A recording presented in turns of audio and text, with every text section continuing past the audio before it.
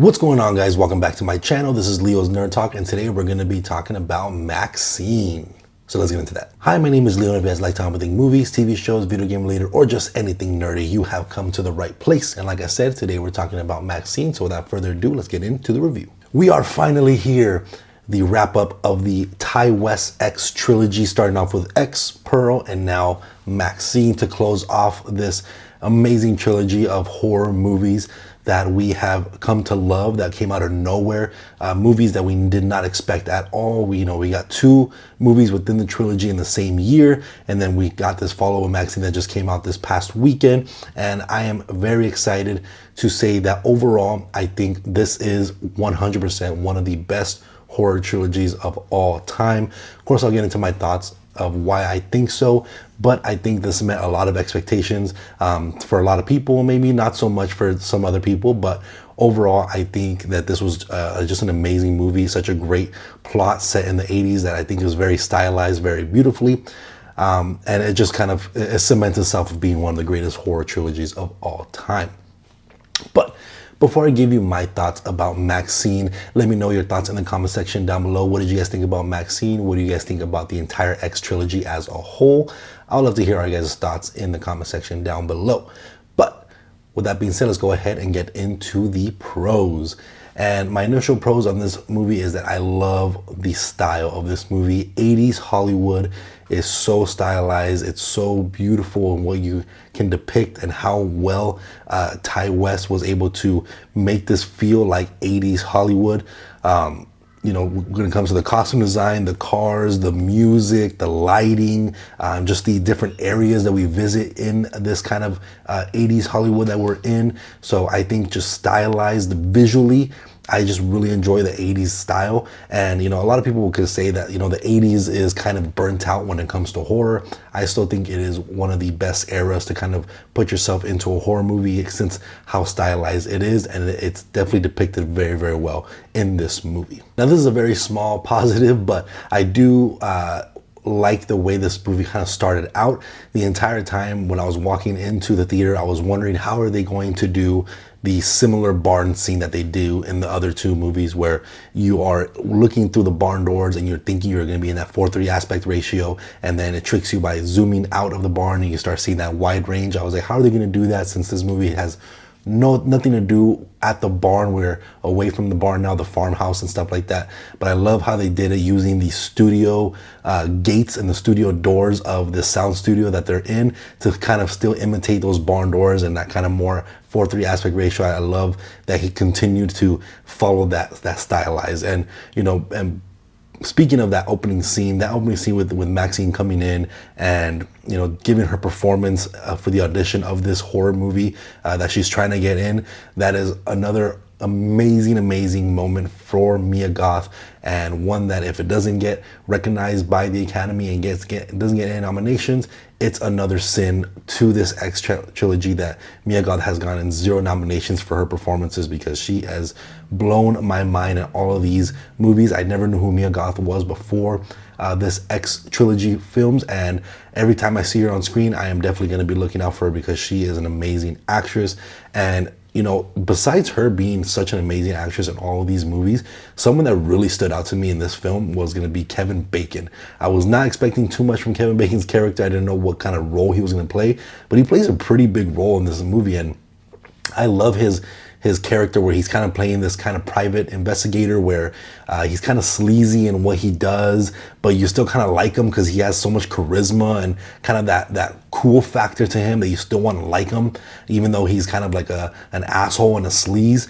So I just really enjoyed Kevin Bacon's performance in this movie. I thought, besides Mia Goth, he was the best, close to Mia Goth, if not even better than what she was able to perform on this movie. And the few kind of like gore and kill scenes that we got in this movie, I thought were done very well. There was a lot of nice sequences within this film. There's especially one in an alleyway. If you've seen the movie, you know which I'm talking about. It's an alleyway with Mia Goth and this kind of like mime looking guy in a way. And that definitely got under my skin for specific reasons, of course. It's not gonna get under everybody's skin, but I definitely really enjoyed most of the gore here. The practical effects look very, very good. And the, few kind of intense moments that we got into this movie were absolutely amazing, and I definitely enjoyed my time. You know, this movie was paced out pretty good, where it doesn't feel like X or Pearl, where it's very slow at the beginning and then it has a huge payoff and it's intense from like the last 20 15 minutes or so. This one definitely felt a little bit more up and down, which I can appreciate to a certain extent, where you have your slower moments with a lot of dialogue and kind of building intrigue in certain characters and different detective roles and stuff like that, and then you get these intense moments and it's a little bit more up and down versus kind of being a slow, heavy, and a very intense ending. I kind of like the pacing of what this one kind of did, and it feels a little more refreshing. And I like how this movie kind of changes it up, where the past two feel more like a traditional slasher, where this one kind of feels more like a crime thriller, a kind of like murder mystery crime thriller, trying to figure out who's killing all these girls throughout Hollywood. Of course, we're trying to follow the Night Stalker here, but is the person following Maxine the Night Stalker? Is it somebody else? You don't know. It doesn't really give you as many clues as you would hope. So you can definitely catch on what it is. When it comes to the ultimate reveal, I enjoyed who the killer was in this movie. I enjoyed how that connects to Maxine's story and her life and stuff. Depending on how easily you can catch certain clues and stuff, you can definitely figure it out. It might be a little more difficult for other people, but I definitely enjoyed overall who the killer was by the end of it. I think it was definitely emotional, a big emotional stake for Maxine's character, and it definitely kind of hits close to home. And I like that it's a little bit more of a emotional stake and a little bit more condensed to her life itself. And I also do like that, all these movies tend to have a certain message to it. And I don't think this one hit it as hard, but I still do enjoy how this one, to me at least, what I kind of got for it in terms of the underlining message or underlining theme that it's trying to go for, is that you have to kind of relive your past or open up to your past and let your past in to be able to move forward. And that's kind of what Maxine has to do to kind of triumph and get into her stardom that she so much desires. And again, like always, I do think Ty West did a brilliant job with the directing, with the pacing, with the shot choices. This is just a amazing movie. This is something that you definitely need to watch in theaters to fully enjoy it. And Ty West is someone that I never knew of before. I don't remember if X was his directorial debut or not, but whether or not it is, every time I see Ty West on a poster, I am going to be extremely intrigued. He's going to be one of those names that absolutely cements himself in being one of the greatest directors of all time if he continues on this track record and doing movies like this. And I am very excited to see what he does beyond this X trilogy, if he continues to do films beyond these movies, which I absolutely hope so, because he has definitely a style to him now, and you can see the style between these three movies. And so I really enjoy his style. I really enjoy his directing, his storytelling. I love the characters that he brings to life. He is definitely an amazing director. So I think he did an amazing job again here in Maxine, and I can't wait to see what he does in the future. But now going off into the cons, like I said earlier, I do like the different pacing choice of kind of being a little bit more up and down, where it's intense and then it slows down, intense and it slows down. While I do enjoy most of that aspect of it, it does lend to be a little disappointing when it comes to the story front of what they're trying to explore in between the intense scenes. Some of it is very, very impactful. Some of it is very unique and intriguing, and it builds on the story. And there's other pieces that seem a little bit kind of unnecessary and doesn't really move the plot forward. And when it comes to the ending, obviously not going to spoil anything, but I do think the overall ending, while I enjoy who the killer was, I think was a little lackluster in the way it was resolved.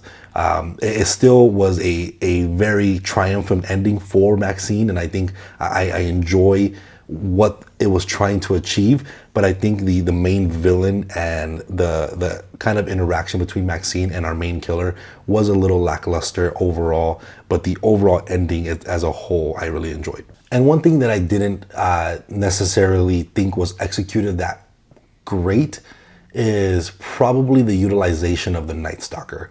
I think the Night Stalker was a unique concept because, this is a true serial killer that actually was roaming around in the 80s in Hollywood. And I think there would have been there was a missed opportunity with the Night Stalker in the overall plot. So that's kind of one little con, because I feel like the trailers really hit hard on the Night Stalker idea, and I don't think it was executed properly. But overall, let me know what you guys thought about MaXXXine. I absolutely enjoyed it and had a blast with this movie. I will be doing a ranking here pretty shortly of this X trilogy, so stay tuned to that. Let me know your thoughts in the comment section down below about the X trilogy as well. And again, if you guys like Tom and Think movies, TV shows, or video game related, make sure to hit that like and subscribe button. I'll see you guys on the next review. Thank you.